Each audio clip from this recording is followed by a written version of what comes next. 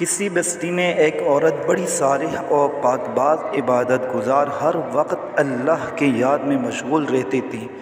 اللہ پاک نے دنیا کی نعمتوں کے ساتھ دین کی دولت سے بھی خوب نوازا تھا۔ اللہ کی قدرت کہ اس کا شوہر وفات پا گیا۔ اس کا ایک ہی لڑکا تھا۔ اس نیک دل عورت نے اس لڑکے کی بڑی اچھی طرح پرورش کی، ناز و نعمتوں سے پالا، تعلیم بھی اچھی دلائی۔ لڑکے نے جب دنیا کے میدان میں قدم رکھا تو ہر طرف اس کے حسن و سلوک کے چرچے ہونے لگے۔ شریف لوگ اس کو عزت کی نگاہ سے دیکھتے، بیوہ عورتیں اس کو دعائیں دیتے، یتیم بچے اس کے قدموں میں آنکھیں بچھاتے۔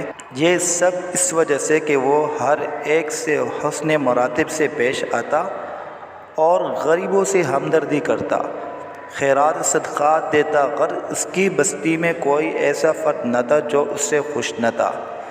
اس کی بستی والے ایسے نیک لوگ تھے کہ ہر گھر سے قرآن پاک کی تلاوت کی آواز آتی تھی، مساجد میں درس قرآن اور اللہ کے ذکر کی مجلس ہوتی تھی۔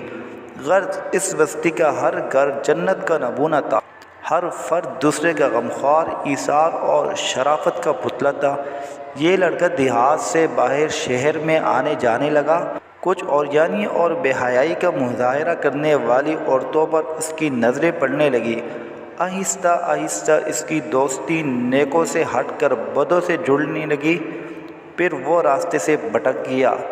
بد کردار دوستوں کے مشورے سے اس نے والدہ کے قید دیہات کی پرسکون زندگی کو خیر آباد کہہ کر شہر کی فضا میں اپنا ڈیرا ڈال دیا۔ اس کے ڈیرے میں اب ہر قسم کے اوباش دوست اس کے گرد جمع ہونے لگے۔ ان بد کردار دوستوں نے اسے راہ حق سے ہٹا دیا۔ ماں مصلی پر بیٹی ہر وقت اس کے لیے دعائیں کرتی۔ کبھی کبھی ماں سے ملنے شہر سے گاؤں چلا جاتا۔ آہستہ آہستہ وہ وقت آیا کہ مہینوں میں ایک چکر لگاتا۔ اسی اثنا میں اس کے بد کردار دوستوں کے ذریعے اس کی شناسائی ایک بد کردار عورت سے ہو گئی اور وہ اس کا اس قدر اسیر اور فریبتا ہوا کہ اپنے باپ کی جائیداد فروخت کر کے اس پر لٹاتا رہا۔ آخر وہ وقت آیا کہ وہ عورت جس نے اپنے نیک دل شوہر کی زندگی میں کبھی کوئی دکھ نہیں دیکھا تھا، اب دوسروں کے گھر مزدوری کرنے لگی۔ بیٹا جب کبھی گاؤں آتا تو ماں مزدوری کے پیسوں سے بیٹے کو گھی لے کر دیتی، کوئی چیز بنا دیتی، دعاؤں کے ساتھ رخصت کرتی۔ کافی عرصہ گزر گیا، لڑکا ماں کو ملنے نہ آیا۔ ماں بیٹے کی جدائی میں اپنے ہوش حواس کھو بیٹھی۔ جب بھی کوئی غیر اس کے دروازے کو کھٹکھٹاتا، وہ دوڑ کر دروازے پر جاتی، بے ساختہ کہتی، میرے بیٹے تم آ گئے؟ بیٹے تم نے اتنے دیر کیوں لگائی؟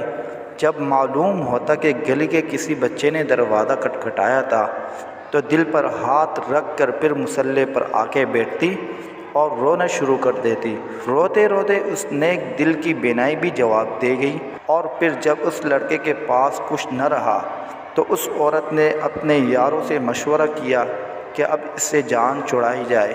مشورہ یہ طے ہوا کہ اس سے یہ فرمائش کی جائے کہ میری محبت جبھی آپ سے رہے گی کہ اپنے ماں کا دل نکال کر لاؤ۔ اس طرح وہ فرمائش پوری نہیں کرے گا تو خود ہی جان چھوٹ جائے گی۔ اس بد کردار عورت نے یہی فرمائش کی۔ وہ انسان جو ایک وقت میں فرشتہ تھا، آج خواہش نفس کی خاطر شیطان سے بھی بدتر ہو گیا اور اس فرمائش کو بھی پورا کرنے کے لیے راضی ہو گیا۔ خنجر لیا، گاؤں کی طرف چل دیا۔ عرصہ دراز کے بعد جب یہ بد نصیب دروازے پر پہنچا، آواز دی، ماں! ماں فرحت خوشی سے دروازے کی طرف بڑھی، منہ سر چوما اور سینے سے لگایا۔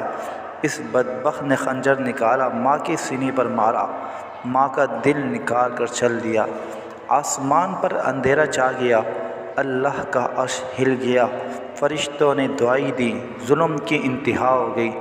بدکاروں کا یار بد کردار جب فاحشہ عورت کے مکان پر پہنچا، ماں کا دل اس کے سامنے کیا۔ اس عورت نے کہا، تو اپنی ماں پر ایسا ظلم کر سکتا ہے تو معلوم نہیں میرے ساتھ کیا سلوک کرے گا، اس لیے یہاں سے نکل جا۔ آنکھوں پر اندھیرا چھا گیا، گرا اور مر گیا۔ ماں کا دل ہاتھ سے چھوٹا، دل اس فاحشہ عورت کے کمرے میں پڑی ہوئی چھری پر پڑا۔ ماں کا دل پھٹا، درد سے دل سے یہ صدا نکلی، بیٹا کہیں چوٹ تو نہیں لگی؟